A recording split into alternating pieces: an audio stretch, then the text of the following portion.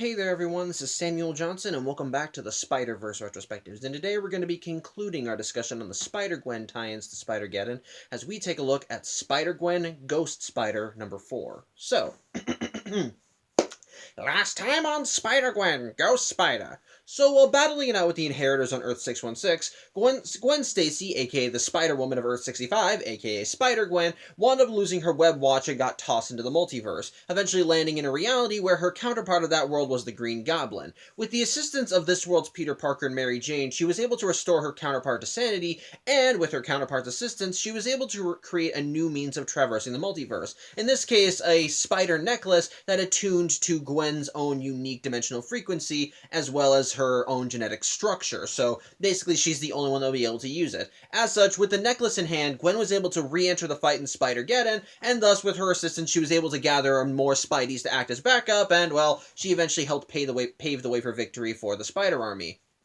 So, where does that leave this issue? Well, here's the thing. During the event, if you remember, during the events of Spider-Geddon, the Web of Life and Destiny was destroyed, and while I will still say that should have had larger consequences than it did, the one consequence that actually matters is that, well, multiverse travel is now kind of limited, and the only people that can now actively traverse the multiverse are very limited themselves. And sadly, that means that Gwen is one of those, and Gwen is ultimately one of those people.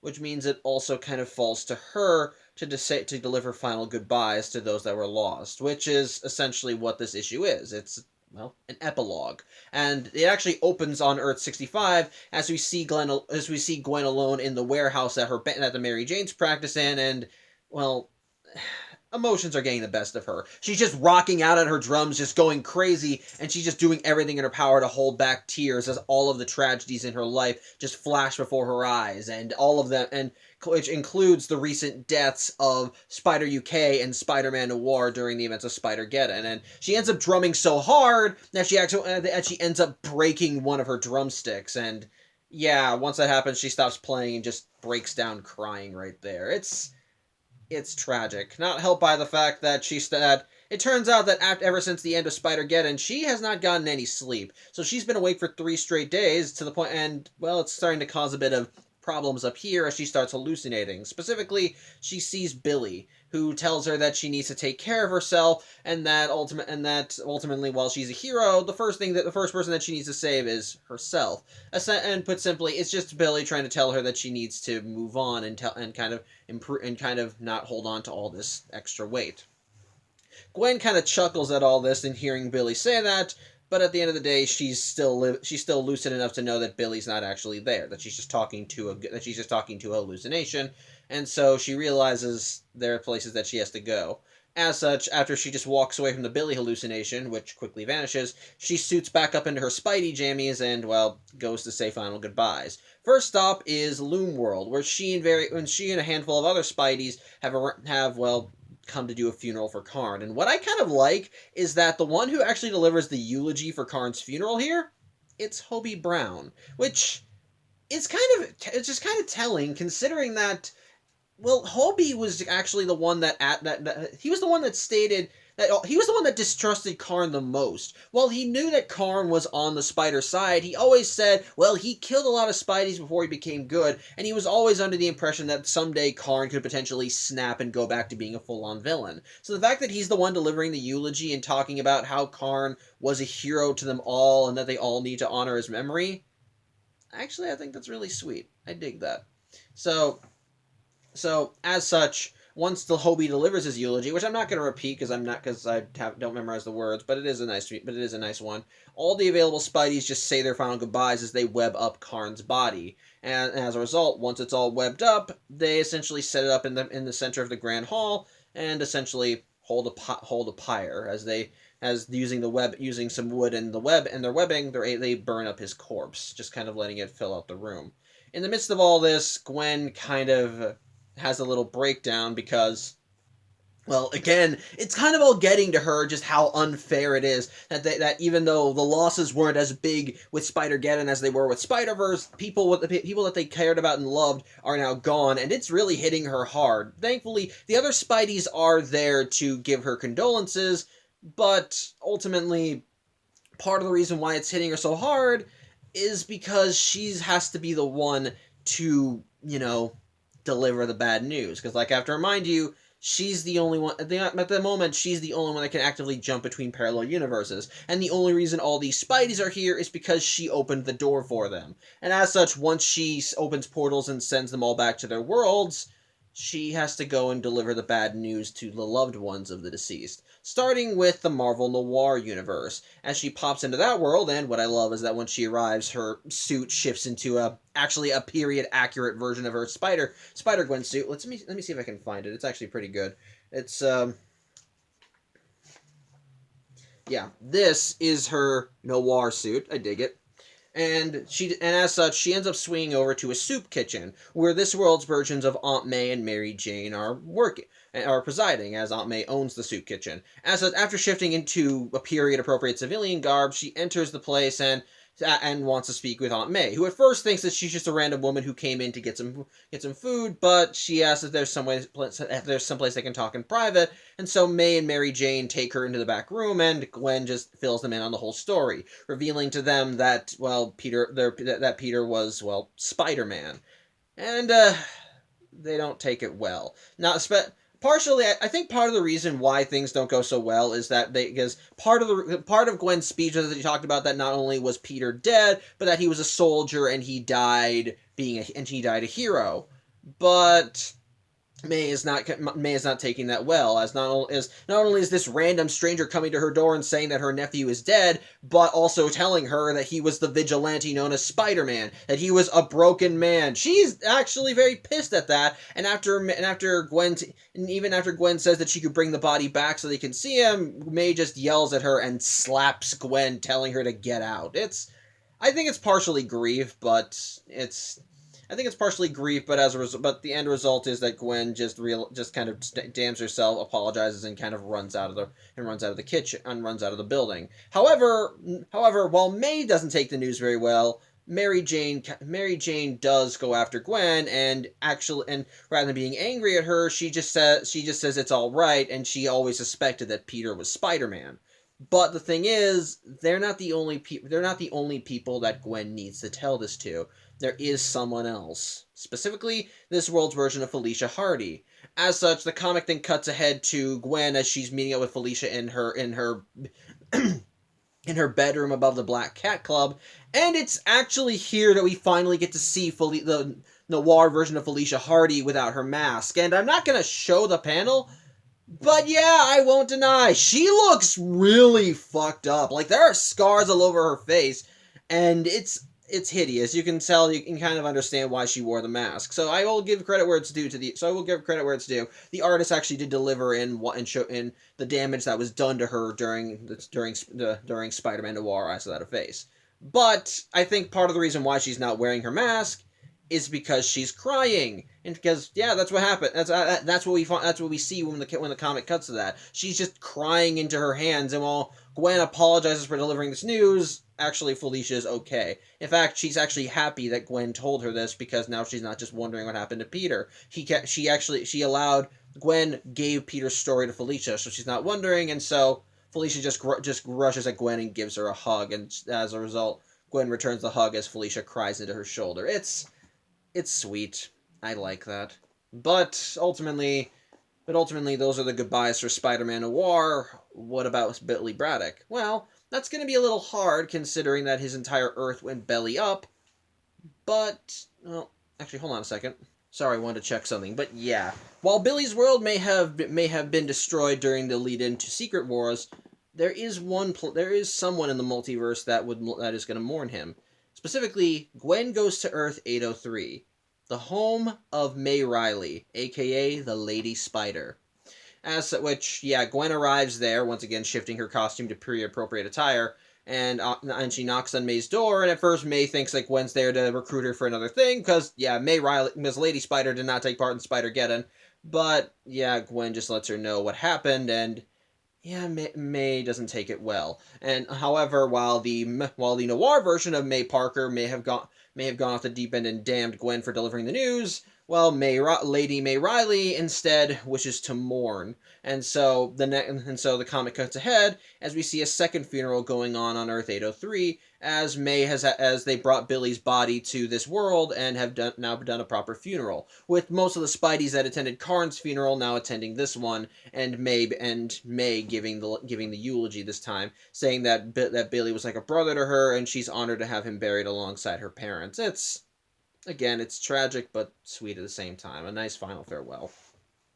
Well, as such, again, the comic cuts ahead to after the funeral, as everyone's just kind of socializing in May's manor. But as this is all going on, there is a notable absence from the party, specifically Gwen, who the main universe Peter Parker notices as he looks around, and he looks outside and sees Gwen still kind of hovering over Billy's grave. As such, he goes out to meet with her, and while she's still yelling, "It's not fair, it's not fair," Peter just says it's okay and just gives her a hug. Again, it's nice stuff. From there, the pair of them just kind of talk it out, and ultimately Gwen confides that she's happy that Peter is here, even kind of referencing a conversation they had in Spider-Verse where she and Peter did promise to look after one another. But ultimately, after all these adventures and having to kind of come to terms with that, at the moment, Gwen is now was now one of the few people in the multiverse who can jump between worlds. Gwen's decided that maybe she wants to take a break. She's not going to quit being Spider-Woman, but for now, I think she wants to at least stay home, because kind of putting into retrospect what's happened with Spider-Man Noir and Spider-UK and pretty much everything with the Inheritors, she thinks it may be best to at least stay home, because especially with the case of Noir and UK, they weren't home, and ultimately when they died, it's just like ultimately when they died, they were in a place where nobody knew who they were, and the people that did know where they were wouldn't have had any closure if it were not for Gwen. And as a result, that's kind of made Gwen reconsider her own place in the multiverse, and she's decided maybe it's best that she just stay in her world for a while. Which, she asks Peter if that's selfish, and Peter does say it is a little selfish, but being selfish isn't always wrong. You have to sometimes pick your battles. You do sometimes need to take a break. And for people like them, it's good to kind of it's good to sometimes take a break and kind of take it all in, so to speak. It's not forever, of course. Not forever, of course, but it is good to still have that me time. And that actually does help Gwen out a lot. As such, after she and Peter exchange some more kind words, they go back to the manor as they go back to meet with everyone else. And so the comic once ahead cuts ahead as Gwen has now sent everyone, as with the funeral over, Gwen once again sends everyone back to their respective universes as she goes back to Earth 65. And so the comic ends as she decides to try and live her life to the best of her abilities. In her own words, put the ghosts of her past to rest. And so the last panel of the comic is her in her Spidey jammies as she swings through New York, cheering for how far she can fly. So yeah, that's the end of the Spider-Gwen tie-in. So first, my thoughts on this issue before I get to my thoughts on all 4 issues as a whole. Honestly, I think this is actually pretty sweet. Much like with the Spider-Woman tie-ins to Spider-Verse, I like that we get an epilogue for Spider-Geddon. Nice to kind of get the follow-up and see that ultimately while the battle may be over and the bad guys are defeated, well, there's still some cleanup left to do. There are still losses that have been suffered and things that need to be, and people that need to mourn, so to speak. And so, and on top of that, because of the events of Spider-Geddon essentially neutering any and all attempts to travel the multiverse, the people who are responsible for delivering the final goodbyes ultimately are limited. And which in this case, all of it kind of comes down to Gwen, as because of the assistance of her counterpart from I'm just going to call it the Gwen Goblin universe, she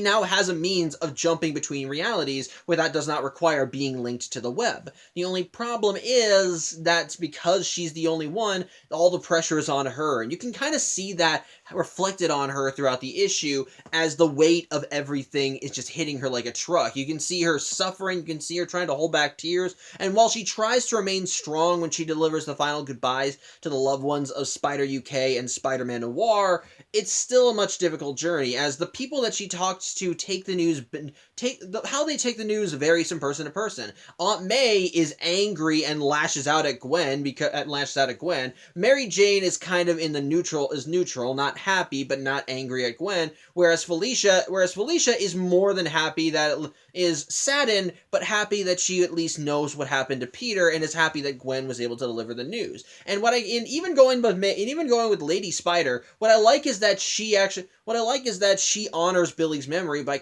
allowing him to be buried on her Earth, because from what we saw in Web Warriors, he did admit once that her Earth felt very close to home. So the fact that he was allowed to be buried here, and that May considered him like a brother, I think that's legitimately sweet, and it's touching. I think it's touching. And on top of that, I like that the story kind of delves more into the consequences of the story. Now, here's the thing. While Spider-Verse I thought was a really fun comic and I liked seeing it, one of the things about it was that one thing I will kind of knock it for was that once the bad guys were defeated, all the remaining Spideys were like, well, I guess we gotta go home now. Well, it was good fighting alongside everyone. And while there were times that they remembered the losses that they suffered, ultimately, the main core of the story was just that they fought the Inheritors, lives were lost, but in the end they came out victorious. But this time, what I like is that while they do celebrate the victory against the Inheritors this time, they also they actually take time to, well, kind of take in the losses, which, yeah, were fewer in number this time around, but they still happened. I like that they actually take time to register it. That's something we didn't get in Spider-Verse, not with the actual epilogue or with the Spider-Woman epilogue, as those were mostly focused on like the character stuff, as the epilogue in the Amazing Spider-Man issues mostly dealt with everyone being sent home, getting character closure. And even the same goes for Spider-Woman. As in the Spider-Woman tie-ins, Jessica Drew went back to Loom World and confronted her counterpart and said, look, someone's got to lead these people, and I think it could be you, before she eventually went back to the main Marvel Universe and told Steve Rogers that she wants to quit being an Avenger and just go back to being a solo hero for a while. Because again, that's not bad. It's some good character stuff all around. But what I like with this issue is that not only do we get some good character stuff with seeing Gwen registering the losses, but we get some legitimately good closure as we see the losses actually being discussed. That we see people giving their final goodbyes. We see the spiders of the multiverse saying a final farewell to Karn, which I love that it's Hobie that delivers the eulogy, and he even gives some actually legitimately nice farewells to Gwen, essentially just telling her to take care of herself, which is a nice way of helping remind you that while Hobie Brown is a rebel, he's still Spider-Man, and I love that. I like that we see her. I like that we see her going to the Marvel Noir universe and have to kind of deal with the differing grief of the people she talks to there, and how it kind of reflects on her, and how she takes it in. And even with Billy's funeral on Lady Spider's Earth, I like how she I love how she's still registering that everything has to. It's not just her character that we see through. We actually getting closure to characters that were lost, and it's, I think, legitimately nice, and I think works as a proper epilogue to Spider-Geddon, as it not only shows that, yeah, the bad guys are beaten, but they have to remember that friends were lost in that battle. Friends that everybody cared about, and will probably never see again. For the most part. I'll get to that when I get to that. But the bottom line is, I like that they actually register that, as not only do they show stuff, how things are affecting Gwen personally, but also just showing the human side of things, as people do have to register those final farewells. And the fact that at the end of this, Gwen decides that maybe that she should just kind of stay in her world for a while so that she can take some things in.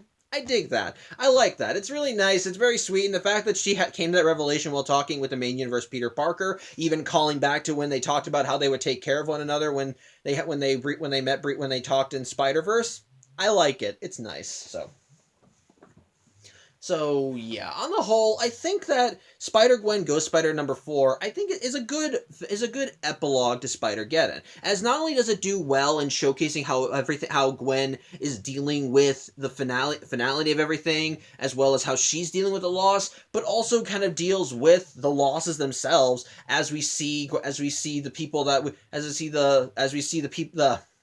loved ones of the deceased get imparted about their passing and how each of them takes it, as well as how the spiders of the multiverse take it as well, since of course they're there as well. We see them go there at Karn's funeral, we see them there at Billy's funeral. Again, it's legitimately good stuff, and I like it. And on the whole, I think the Spider-Gwen tie-ins to Spider-Geddon are actually pretty good.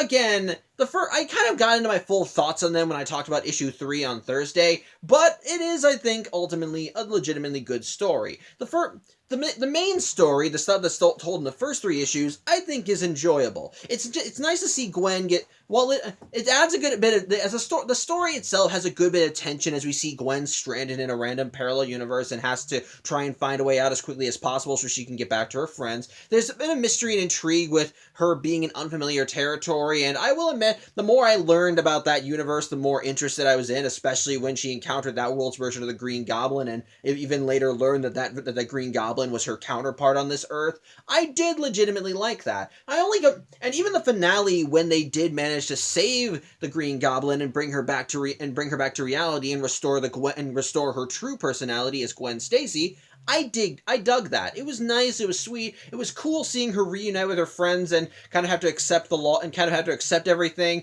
I thought it was legitimately nice. And I will give credit where it's due, I did at least like learning more about the history of this Earth. As again, a multiverse buff, it is cool learning about the histories of parallel worlds. With that said, what held that story back, in my opinion, was, believe it or not, the middle section. The middle section of the story I felt kind of dragged a little, as the